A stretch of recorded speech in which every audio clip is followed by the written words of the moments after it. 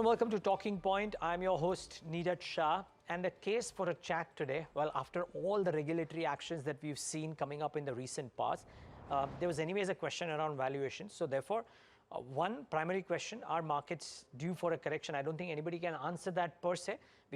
I think our guest can merely talk about whether the risks are on the upside or the downside, but we'll try and ask our guest about that. Will headwinds continue for financials, considering that there is a fair degree of coordinated action happening between regulators as well? And we've seen some statements around practices by a couple of NBFCs in the last couple of days. And of course, our guest today spoke about multiple emerging themes over the last 2 or 3 years, well ahead of the street. We'll try and ask him if there is emerging themes, or there are emerging themes that is looking at constructively. Our guest is Hiren Ved, Director and CIO, Alchemy Capital. Hiren, so good having you. Thanks for taking the time out. Thanks, Niraj. Thanks to be back again. Yep, great to have you back. Hiren, the age-old question, which usually doesn't have an answer, and I wouldn't hold you to it, but just looking at the concoction of events wherein global growth isn't quite firing, China data isn't the best currently, our valuations are not necessarily cheap, even if not dramatically expensive, and there is some regulatory action being taken or voices being sounded out even by AMFI around the valuations at the broader end of the spectrum. Is there reason to be cautious? So, Niraj, I've been saying this from the beginning of the year that because we've had such a strong run-up in the markets, it's almost become fashionable to be cautious going into early this year, right? And I'm not saying for a moment that one should throw caution to the winds. Obviously, we have to be cautious in terms of where we are investing. You are absolutely right. We are not cheap, but we are not expensive either.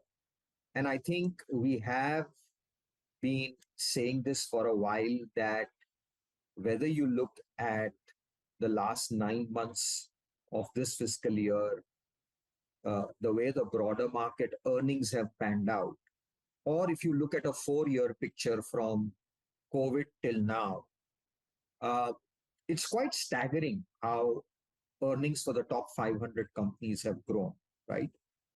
They've almost compounded at 38% a year. So if you take the Nifty 500 companies, the 4-year compounding, if I were to annualize the first 9 months and then look at March 20 to March 24, we've seen a pretty staggering compounding of earnings. So to that extent, the fundamentals of this bull market are very solid. They are based on earnings.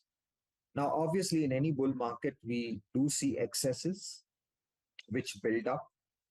There can be pockets of exuberance. We are seeing in this market that, a lot of the returns, because of the high visibility over the next few years, could be front-loaded, right?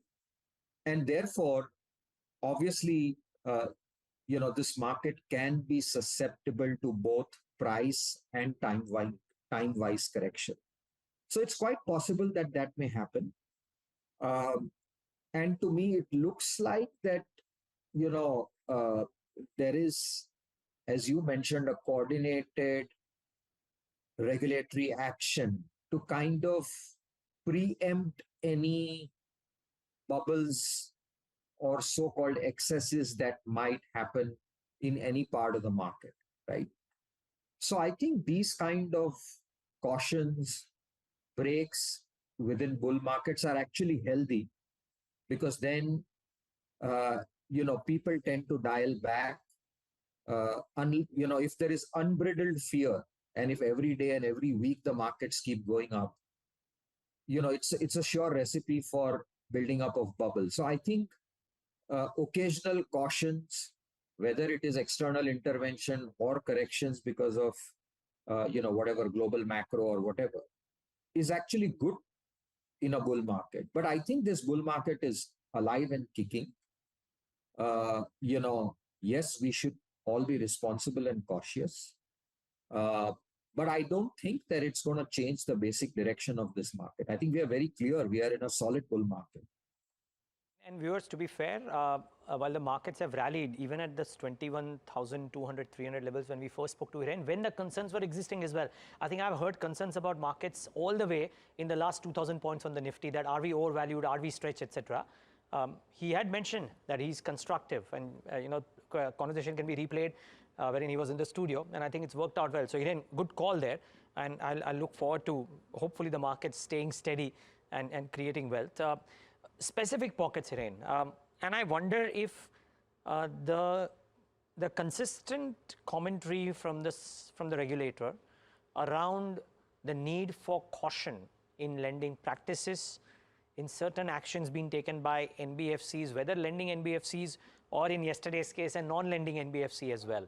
Is there a message being sent to the lending system at large to be cautious? Could that impact growth rates?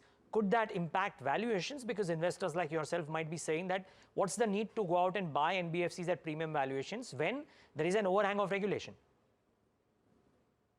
I think you're absolutely right, Neeraj. All the recent actions by the regulator point to the fact that they want to preemptively cool down unbridled, unsecured lending, right? Now, whether it comes by way of soft advice, whether it comes by way of strictures when it comes to adhering to certain operational processes and risk management processes, I think that this will definitely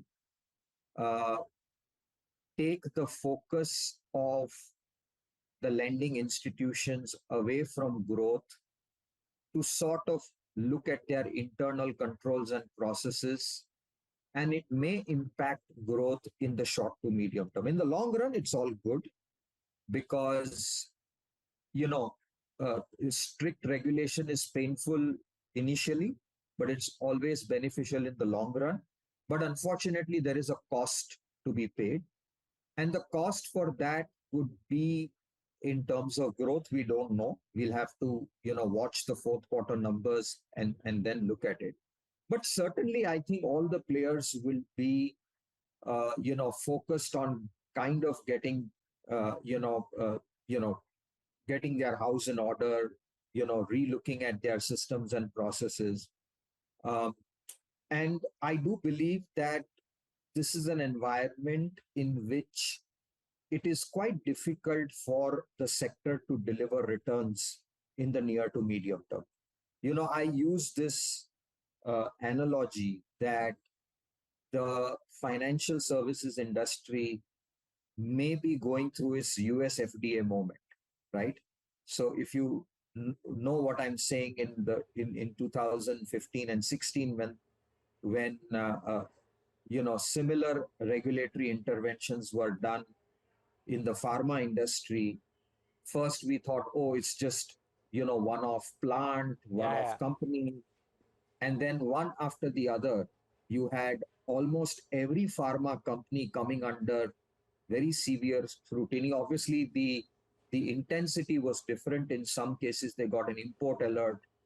And now something similar is happening, that the RBI is, actually asking you to stop a certain line of business, right? Obviously, that's going to impact growth. And to some extent in the near term, it could even impact the sentiment for the sector. As I said, longer run, it's all good. But in the short to medium term, I do believe it will have an impact. I like the correlation, the US FDA moment for the financial services industry. Could banks thrive in such a scenario though, Hiren? Because they've kind of taken it on the chin for the last, if not taken it on the chin, certainly have stagnated or gotten devalued, at least the larger ones, in the last 6 to 12 odd months. Could it be their moment? People are looking for quality financials which are not impacted, which have got good practices, and which have growth which is reasonable. Could the HDFCs, Kotaks, ICICIs thrive in such a scenario? Well, I think they also got a rap on their knuckles at some point in True. time, right? So I hope that it's not one versus another. But yeah, I mean, I think for funds which to some extent have to be benchmarked to a certain weight in the sector, and they can't go completely underweight or zero weight, right? There will be some rotation away from, let us say, the NBFCs to the bigger banks because there might be a perceived safety there. But, I mean, my big point, Neeraj, has been that I think overall, private financials were the leaders of the previous bull market. And that's a space which had done quite well between, let's say, 2010 and up until, uh, COVID. And then obviously because of COVID, there was a disruption. Uh, but, most of them had to make heavy provisions, had to raise capital. But broadly speaking, if you look at it, that entire lot has underperformed the market.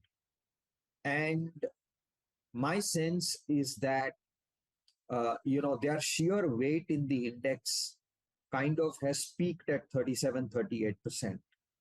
And while I'm not making a case by saying that they won't deliver returns, I think they will, quality financials will deliver returns. But if I take a slightly longer term view, my sense is that their relative weight in the index, will keep falling. Uh, and some of the other sectors in the index whose weight was highly compressed uh, will actually relatively rise, right? So I think that there will be bouts where these companies will deliver both absolute and relative returns. But if I take a slightly, 5, 7 year picture, my sense is that they will broadly underperform the market. Let's talk about something that is sulking. Citi, in its note, has put out today that a minister, the minister is quoted as saying that they are concerned about the fact that the benefits of lower gas prices have not percolated down to the end consumers, and they will not be hesitating in taking any drastic action. As a result of which, Mahanagar Gas has corrected quite significantly. In fact, some of the others too. They've also cut gas prices. Mika, fill us in on the details. Yes, so all the gas, most of the gas stocks are in the red, and Mahanagar Gas is the top loser in terms of that. It's down about 12.9%. So Citi's note basically, it downgraded Mahanagar Gas to a sell rating. It also cut the target price by 5% to 1,405 rupees. Now this was back on regulatory risk on the company's margins. Why the worries were prevalent for Citi is because of the latest statements made by an oil minister in an industry event where the minister said that the full benefit of the gas reforms have not been passed to the end consumer, and that the government is willing to take measures, even drastic steps, in order to ensure the full benefit for the consumers. Why does Mahanagar Gas stand to lose the most is mainly because of their premium EBITDA margins that they do enjoy versus its peers. Citi highlighted that the per unit EBITDA margin of Mahanagar currently stands at rupees 13 per standard cubic meter of gas, while that of Indraprastha Gas and Gujarat Gas stand at rupees 8 and rupees 5. So any drastic steps could renew concerns about exclusivity and the margins and impact Mahanagar Gas even more. Additionally, lastly, the Petroleum and Natural Gas Regulatory Board in Feb did announce that they will be, getting a high expert level committee to look at the CGD framework, and this also raised more concerns in terms of how the impact would be margin life for the companies. Mika, thanks for that. Hiren, can I bring you in on this? Market generally doesn't like regulatory action. Is this a sign that the market is giving that we're not pleased by comments from a minister who says that we'll not be hesitating to take drastic steps for achieving our ends? So this is a very potent time where the government wants, especially where there is any sector that reaches the end consumer, like a B2C sector.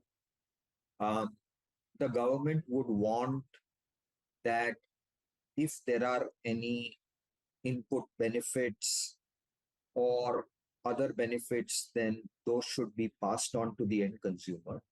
We must understand that usually during election times, the tolerance for inflation or anything that is inflationary is very, very low.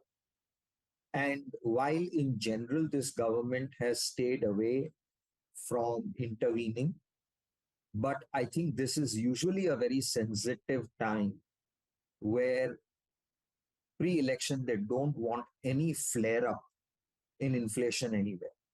Look at a series of things that they've done, right? So, for example, it's quite possible, and it has happened so many times that you will see that, if there are certain agri commodities which are likely to see an increase in prices because of either weather issues or production issues, they would ban exports, right? They did it for some variety of rice. Then they came up with an ethanol policy where they said that you can't use sugar cane to make ethanol because they realized that sugar prices could go up. I think if you look at the sum total of the picture, it is very clear that when it comes down to B2C industries and where it impacts the common man, uh, I think the government would want that any benefits that arise, whether because of taxation, whether because of input costs, needs to be finally passed on to the end consumer, right?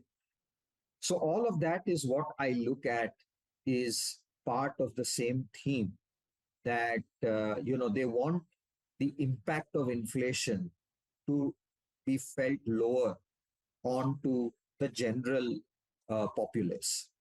Fair point. Now, Hiren, I drive back to the point that you made at this in the first part of our conversation. Weightages. We're looking at weightages since 2004.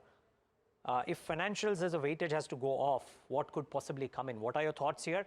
Just add it up with a view on energy, because when we looked at what happened in the last 20 years, energy has had this very large weightage which has dropped quite considerably now. Is that one of the themes as well that come to the fore? Yeah, you're absolutely right. So if you look at the weightages from 2003 to 2019-20, right, the weight of financials went from 15 to almost 40%, right? And now they are receding. While the weight of so-called cyclicals, and cyclicals, you put 4 or 5 sectors in that, which includes power, energy, capital goods, autos, real estate, infra, cement, right? What you call as industrials or cyclicals or energy, uh, the weightage of that, all these sectors put together, had fallen from 67% in 2003 to almost 30%. And this had happened when the markets had gone up 7 times, right? So I think the time has come where weightages of these sectors are likely to slowly and steadily move up in the indices.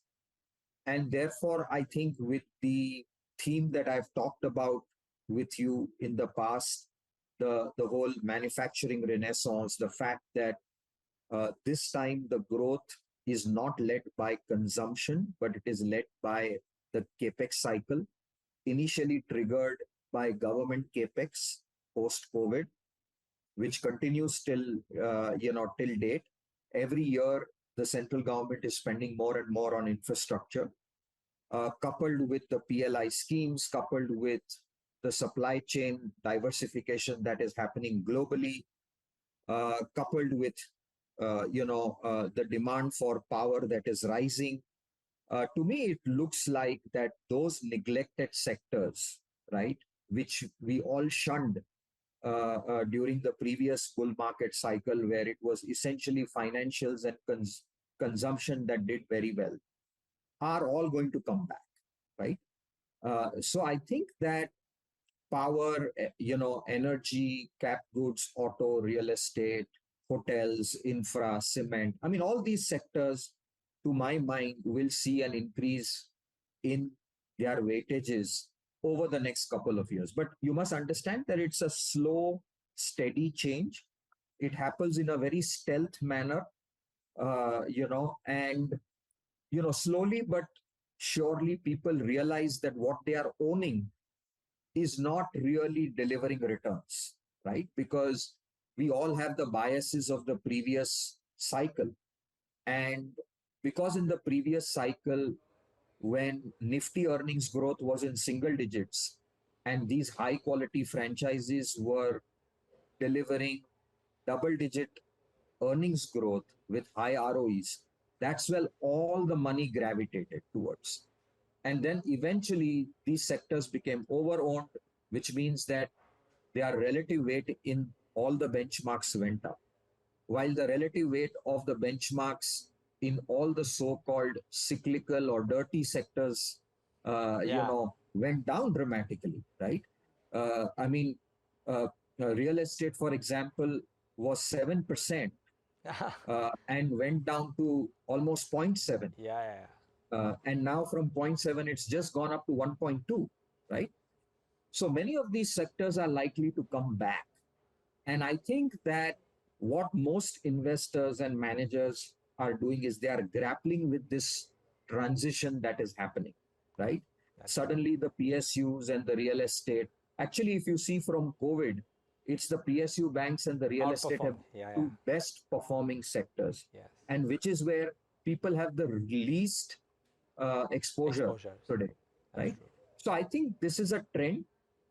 As long as this trend persists, there are some early adopters, and then over time, everybody catches on to the trend, by which time the trend has significantly played out, right?